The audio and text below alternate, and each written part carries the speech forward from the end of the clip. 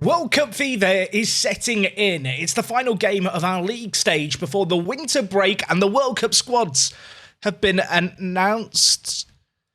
No England place for Saka. Saka has not been called up by Southgate. I'm wearing an England shirt for this. Do I take it off? This feels wrong now. Why is he not in the squad? Who has been called up? I mean, Ben White's there, Ramsdale's there, but no Saka from Gareth Southgate. How am I meant to feel? I don't want to wear this. I'm going to go change my shirt. I'm not wearing this. It's disgrace. I'm done.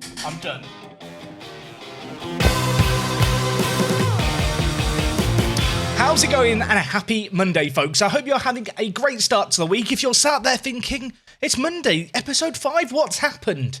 You missed some weekend uploads, my friends. Go back, check them out. Series playlist down in the description. Today, we are taking on Chelsea, and then we're going to do the World Cup. I don't quite know how we're going to do the World Cup. I think I'm just going to mash continue, and we'll just follow along and see what happens. If England make it to the final, maybe I'll go get my shirt from the other room, where I've just taken it off in disgust, because, as I've already mentioned, our player with the highest average rating in our squad, in Saka, isn't on the plane.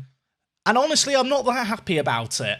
Now, of course, last episode we did very, very well, taking on Man City, getting a good result. And since then, we've actually played a hell of a lot of football. First and foremost, Europa League update, top of the group, 6 games played, 6 wins. A really, really good performance in the end. The final couple of games, fairly straightforward. A 3-1 win against Real Betis.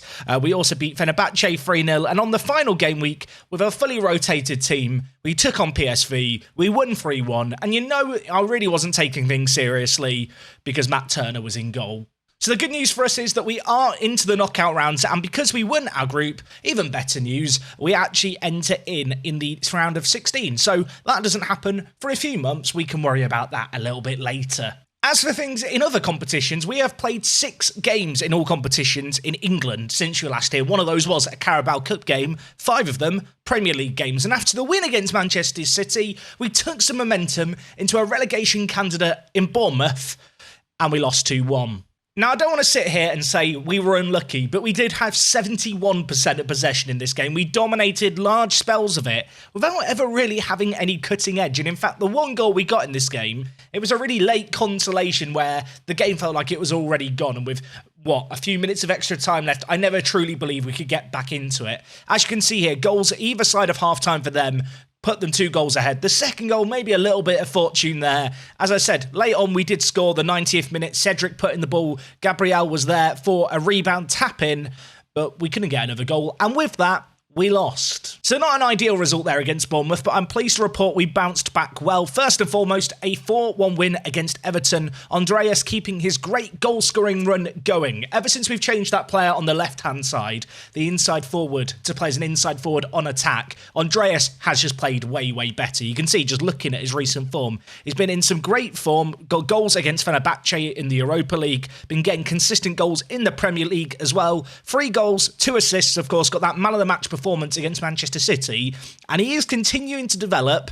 Pretty excited by this guy. So after the 4-1 win against Everton, the North London derby beckoned, and in this game we played really, really well. A little bit of fortune with the first goal. Gabriel Jesus getting it over the line eventually. Later on into the half, Tomiyasu down the far side, laid it back to El Neni. Odegaard was there to smash it into the top corner right before half-time. In the second half, things slowed down a little bit, but there was still time for one last goal, and you know who it was. It was Andreas, ghosting in from the left-hand side, cutting inside, found the bottom corner, made it 3-0, route was complete, fans were delighted, I was happy, and it was just a great performance. What I will say is, brace yourselves for this, Tottenham played a mental formation. What is this? So after the game against Tottenham, we kept a clean sheet, but it was a clean sheet in a 0-0 draw away against Brighton. And Brighton in this save game are down in 15th. This is the kind of game that we should be winning comfortably, but yeah, we couldn't find a breakthrough. You can see here, Brighton don't have entertaining games. They just have 0-0s and 1-0s. and well, we kept the trend going. The good news was a third clean sheet in a row came against Leeds, and in this game we did score. Jesus again with the goal, now has 8 in 12 in the Premier League, has been in some really good goal scoring form. He had a great start to the year. He kind of had a bit of a meh patch, you can kind of see it in the form for his last 20 games, but as of late he's been kicking on again, which is absolutely great to see. And while the good form goal scoring wise continued against Leicester, first round of the Carabao Cup that we've played in, as you can see, played a very rotated team, and not for the first time this year. Tomiyasu got sent off. He's now had 2 red cards this season already. I just don't trust him. He's now suspended for today's game against Chelsea, so we can't play him. The good news, and slightly fortunate news in this game was, despite being down a man, we actually came back from behind. We were 2-0 up, they went 3-2 up, and I was full-blown panicking, but later on Martinelli scored via an Andreas assist, and then right at the death, Saka with an 85th minute goal, this coming after the World Cup squads were announced. So hopefully letting Southgate know what he's missing out on with that all-important goal, and with it, we are into the next round of the Carabao Cup, where we've been drawn against Sheffield United. So just looking at our team here, Jesus leading the way when it comes to goals, but plenty of players chipping in. Andreas with 5, Fabio Vieira with 5, Saka with 5 as well. Elsewhere, Odegaard and Emil Smith-Rowe have 4. And to be fair, players like Andreas, Fabio Vieira and Emil Smith-Rowe, the kind of backups in the attacking areas, they are really contributing. They are playing significant amounts of football, and their actual returns have been rather impressive in them. In the case of Emil Smith-Rowe here, you can see only 3 starts in the Premier League, but he's been chipping in with some really vital performances, which is great to see, and he is continuing to develop. With his model citizen personality, I think he could be a player who only gets better and better, which obviously is great to see. Sadly, not been able to break into the England setup yet. Elsewhere in the team, a couple of players who are unhappy with lack of first-team football. The first of those, Eddie Nketiah, currently unhappy, wants more regular first-team football. I just can't assure him of it. At 23 years old, he's not a player who I feel confident enough in his potential to just keep playing him again and again and again. You can see his recent form when he has played. He's been very hit and miss. In fact, you can see here, his recent form has been extremely poor. I can't really justify playing him, so if the right offer came in January, maybe I'd look to sell him on. Another player who's actually been trying to force a move is Lokonga, who has actually been drawn into the Belgium squad for the World Cup. For us, he is very much a backup centre mid, and don't get me wrong, he's not a bad player, but he's not an amazing player. At 23 years old, if someone came in for the £35 million asking price, I would probably take it. A player who is consistent and great in important matches, but also has the dreaded injury proneness trait. I don't want players with high injury proneness, so with that in mind, if the right offer came in, I'd probably let him go. I don't feel like he's anything particularly remarkable. Maybe that's a harsh analysis. Apparently there is teams interested. Crystal Palace, if they want to fork up the money, they can have him. So today we are taking on Chelsea at home. Of course, we beat Man City at home. We're in some good form, despite that one blip, I suppose, against Bournemouth. We've been in winning ways, and I'm hoping that's going to be continuing today as we take on a Chelsea team down in 9th. As things stand, we are 2nd in the league. Unfortunately, with the few points that we've dropped, we've lost precious ground on Man City, who just don't make mistakes. They've now got 40 points. They're 7 points clear.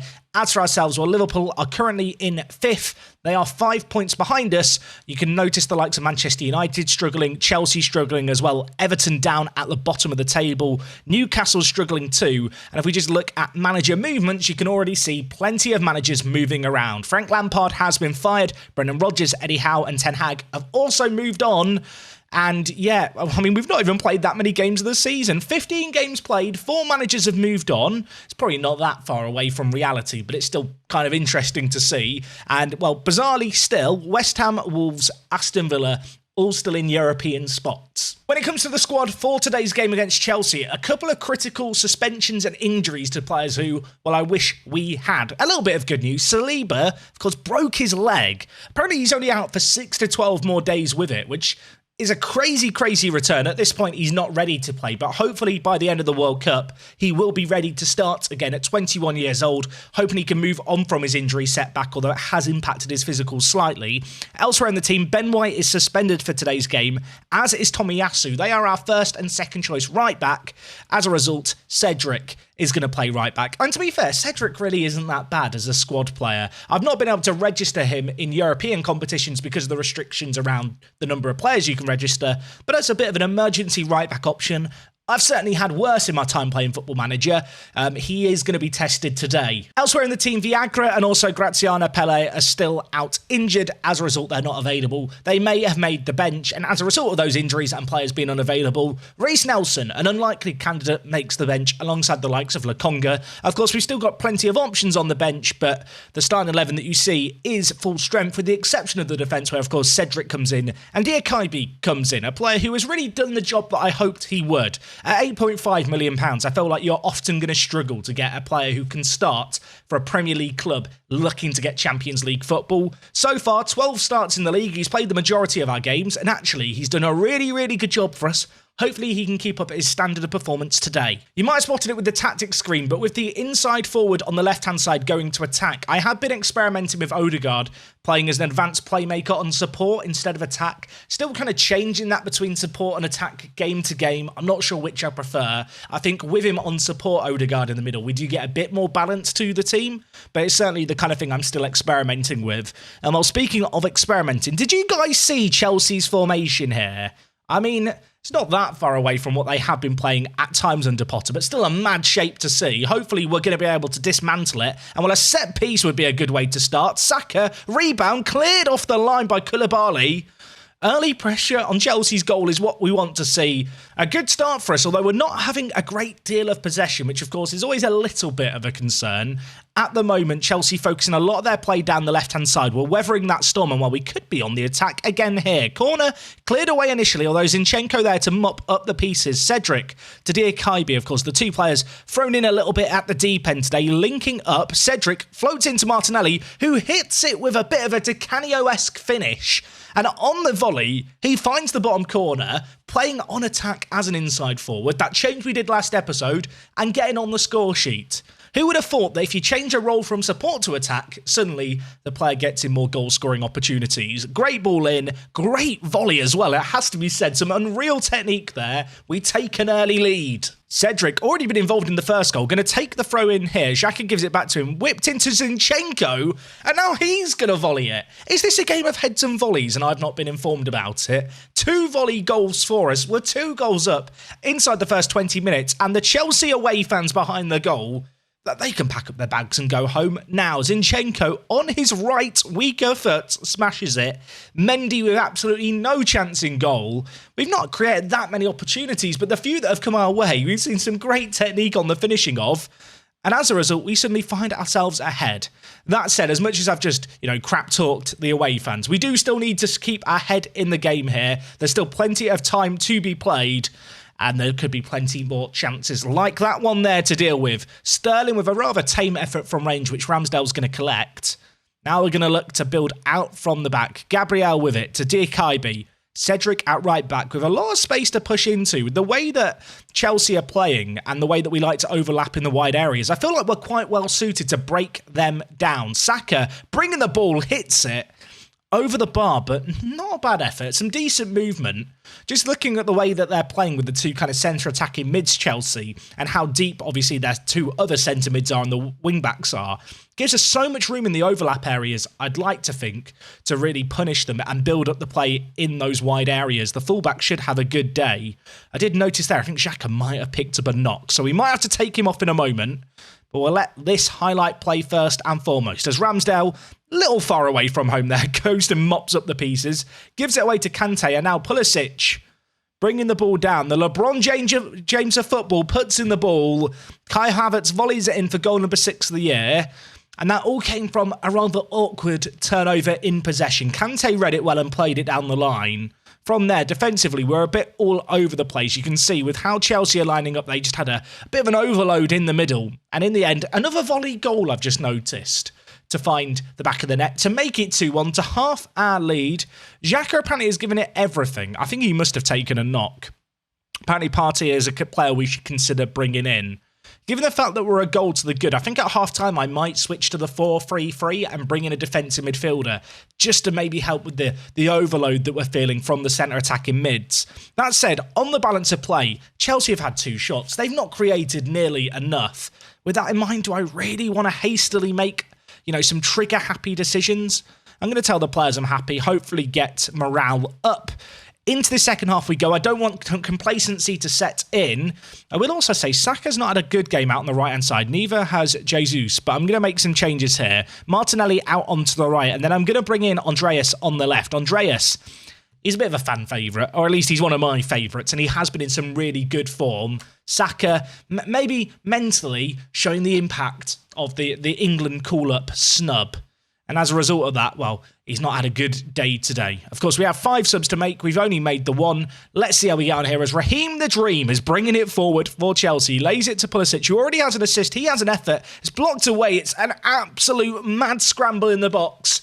We've just about got it away from danger, though. Xhaka with a big switch over to Tierney here. The left back, bringing it forward. Lots and time and space. Plenty of players in the box as well to aim for. It's blocked. Lands to Andreas, who flicks it onto Jesus, who hits it wide of the post. A weird half chance there. I feel like we've not created that many in the way of kind of clear-cut opportunities in this game.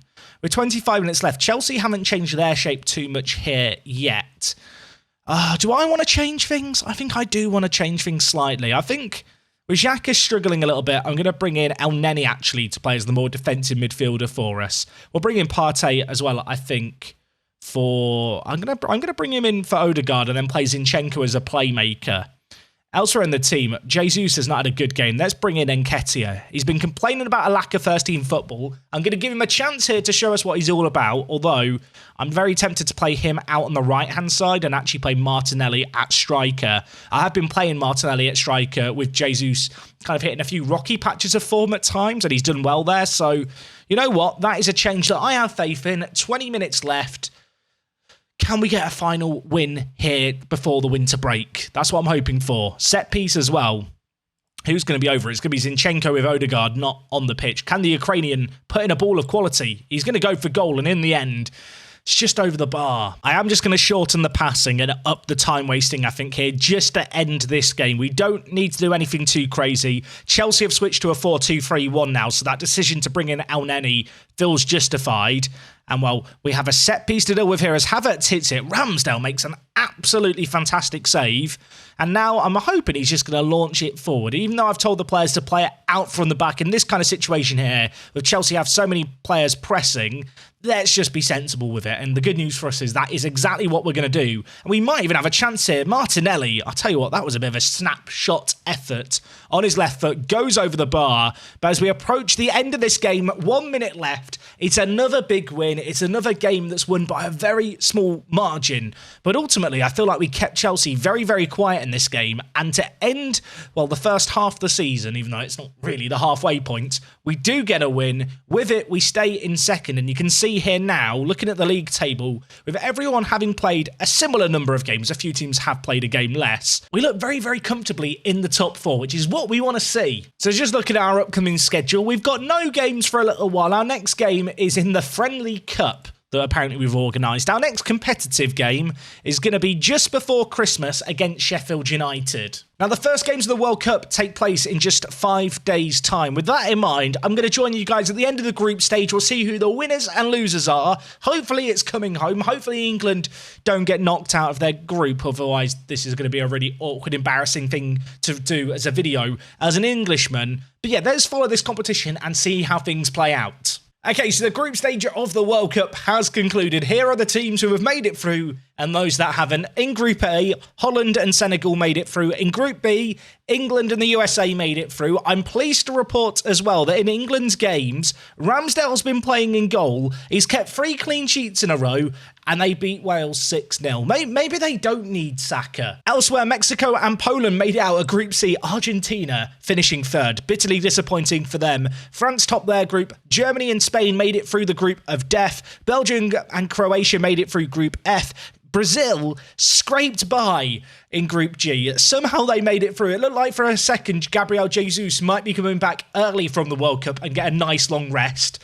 Not happening just yet. And elsewhere in Group H, Uruguay and Portugal made it through to the knockout rounds. And if you're wondering about who's playing who in the second round, you can see all the games here, the ones that we care about. England taking on Senegal, and I suppose also with Gabriel Jesus being one of our star players, we'll have a keen eye on Brazil versus Uruguay. So an update on a couple of our players playing. Gabriel Jesus scored as Brazil beat Uruguay 4-2. He was subbed off in the game but had a solid match by all accounts. As for Lokonga, well, he got sent off in the 31st minute, and then Belgium went on to lose the game 3-0.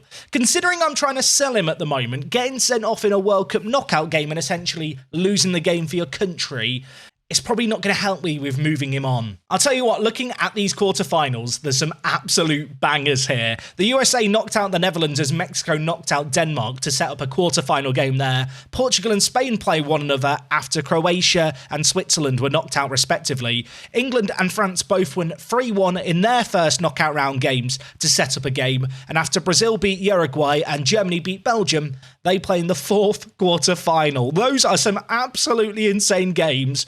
I'm going to join you after the semi-finals. We'll see what's going to happen. Jesus played as Brazil won 2-1. He didn't get on the score sheet or anything, but he was there as a passenger. He got a 6.5 rating. Let's not dwell on it. Elsewhere, Ramsdale didn't play well. I mean, that's the review. Ramsdale didn't play well. England lost 2-0 to France. I can confirm officially it's not coming home.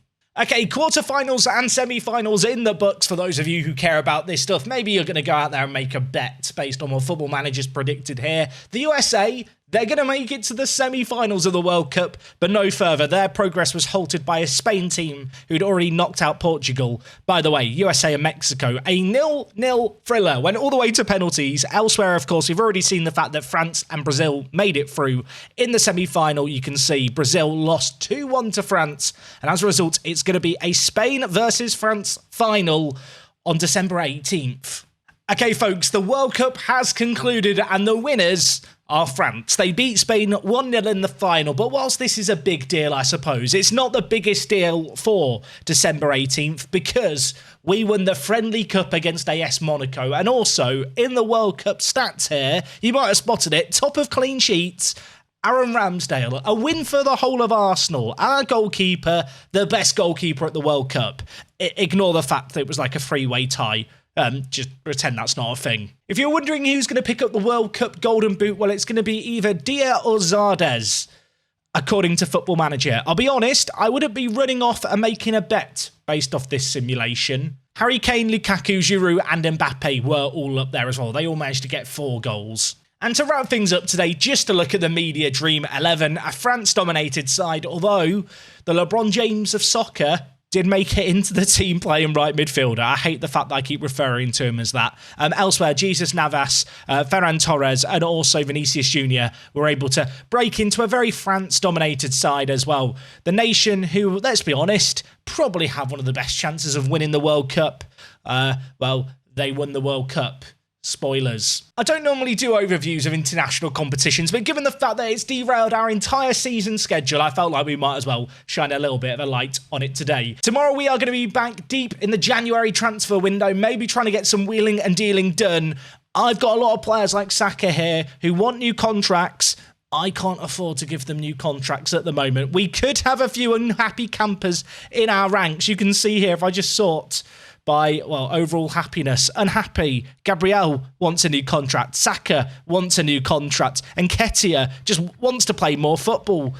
Yeah, I've got a few unhappy players to deal with. As always, if you have enjoyed today's episode, do drop a like on it. I'll be back tomorrow with more. And until then, take it easy. It is me, Jack. And I'll see you all next time. I'm out.